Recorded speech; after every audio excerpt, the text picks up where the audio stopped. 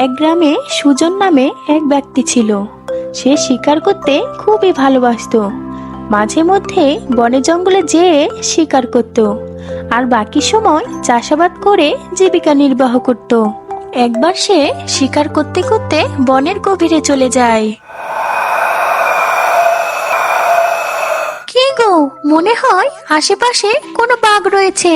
তাড়াতাড়ি এখান থেকে চলো, না হয় আমাদের খেয়ে ফেলবে। হ্যাঁ, তাড়াতাড়ি চলো। তারা বনের একদিকে সরে পড়তে থাকে। অমনি তাদের চোখ একটি বড় গর্তের দিকে যায়।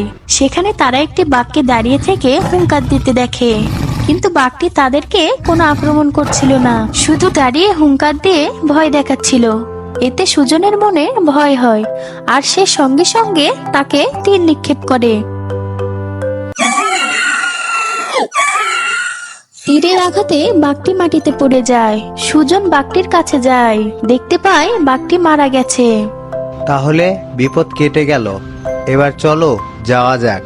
দাঁড়াও, আমি কোনো কিছুর কান্নার শব্দ পাচ্ছি, ওদিকটা একটু দেখে আসি। বউ সেখানে গিয়ে দেখতে পায় গর্তের মধ্যে একটি বাঘের ছানা পড়ে আছে আর ক্ষুধায় কান্না করছে। হ্যাঁ গো, তুমি এটা কি করলে? বাঘটি তো আমাদের কোনো আক্রমণ করতে আসেনি, আমরা চলে গেলেই পারতাম। এখন এই ছোট বাচ্চাটির কি হবে? রাখো এটাকে, অন্যদিকে যাই, চলো। না, আমি এই বাচ্চাটিকে এভাবে ঠান্ডার মধ্যে একা ফেলে যেতে পারি না। এভাবে থাকলে মারা যাবে। তার মাকেও মেরে ফেলেছো, এখন তাকেও মৃত্যুর দিকে ঠেলতে চাও? আচ্ছা, তাহলে তুমি একে নিয়ে নাও। সে বড় হলে তাকে জঙ্গলে ছেড়ে দেবো। এরপর থেকে তারা তাকে লালন পালন করতে থাকে। আজ থেকে আমরা তাকে টাইগার নামে ডাকবো। দেখতে দেখতে টাইগার অনেক বড় হয়ে যায়। টাইগার যেখানেই থাকুক, সুজন তাকে ডাক দেওয়ার সঙ্গে সঙ্গে সে ছুটে চলে আসে। তারা তিনজন একসাথে বসে খাবার খায় এবং পাশের খাটে টাইগার ঘুমায়, আর আরেক খাটে সুজন ও তার বউ। সুজনের কোনো সন্তান ছিল না, তাই সে টাইগারকে নিঃসন্তানের মতোই ভালোবাসতো। টাইগার তাদের দুজনের কাছেই বিশ্বস্ত হয়ে যায়। তারা যেখানেই যাক না কেন, টাইগার একাই তাদের পুরো বাড়ি পাহারা দিত। একবার গ্রামে খুব বন্যা হয় এবং সুজনের সব ফসল ডুবে যায়। গ্রামে অনেক দিন পানি থাকার কারণে সুজনের সংসারে অভাব দেখা দেয়। তারা তিন বেলা ঠিকমতো খাবার খেতে পারে না, প্রায় তাদের না খেয়ে থাকতে হয়। টাইগার তাদের অবস্থার কথা বুঝতে পেরে জঙ্গল থেকে একটা শূকরের বাচ্চা মেরে আনে। আরে দেখো, টাইগার আমাদের জন্য কি এনেছে। টাইগার তো জানে না আমরা শূকরের বাচ্চা খাই না। পরদিন টাইগার আবার বেরিয়ে পড়ে।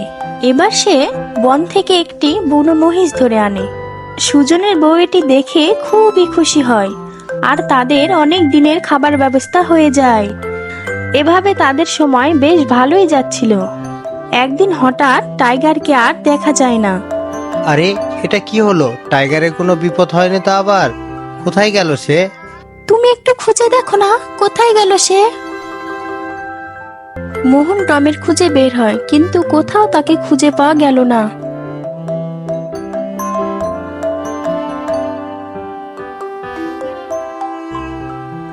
কি গো, তার কোনো খোঁজ পেলে?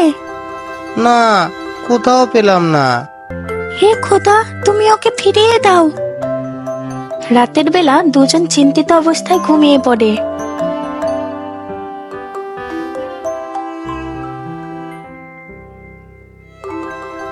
পরদিন সকালে টাইগার ফিরে আসে।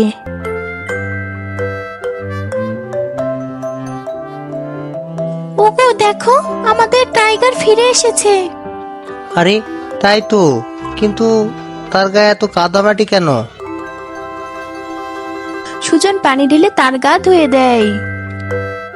কিছুক্ষণ পর টাইগার মোহনের কাপড় কামড়ে ধরে টানতে লাগলো। আরে আরে, এ কি করছিস টাইগার? পাগল হয়ে গেলি নাকি? কাপড় ছিঁড়ে যাবে তো। মনে হচ্ছে সে তোমাকে কোথাও কিছু দেখাতে চাচ্ছে, গিয়ে দেখো। সুজন টাইগারের পিছু পিছু যায়।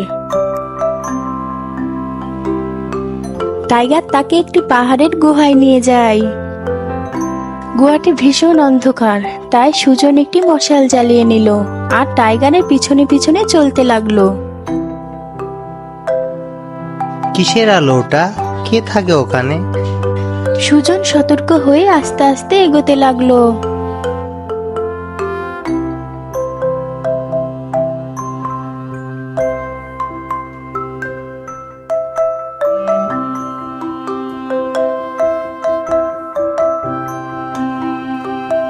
এবং আলোর স্থানে এসে তার চোখ বড় বড় হয়ে গেল।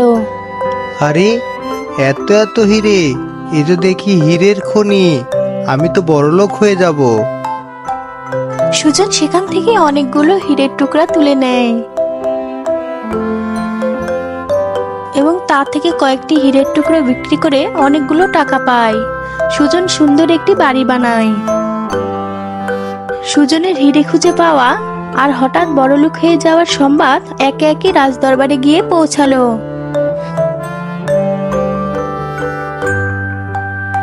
সে দেশের রাজা ছিল একজন অত্যাচারী লোভী। সে সুজনকে রাজদরবারে ডাকে এবং তার বাঘকে দিয়ে দিতে বলে। মহারাজ, আমার কোনো সন্তান নেই।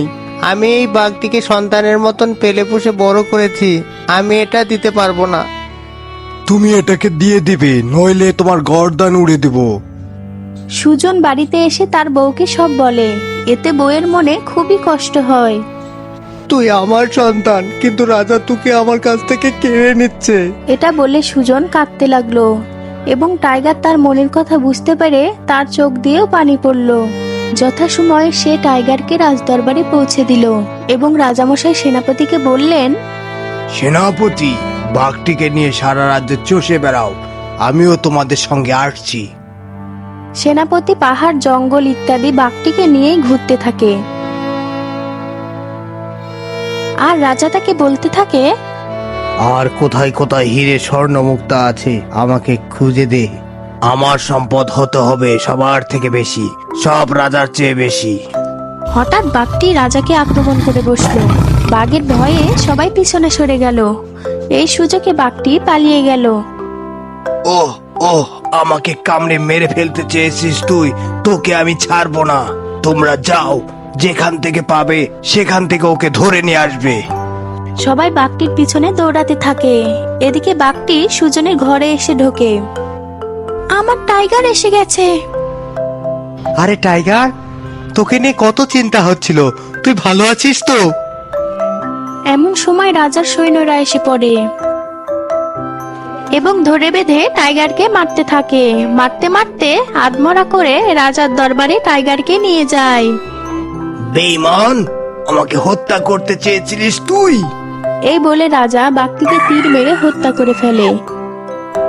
তারপর লাশটিকে সুজনের বাড়ি পাঠিয়ে দেয়।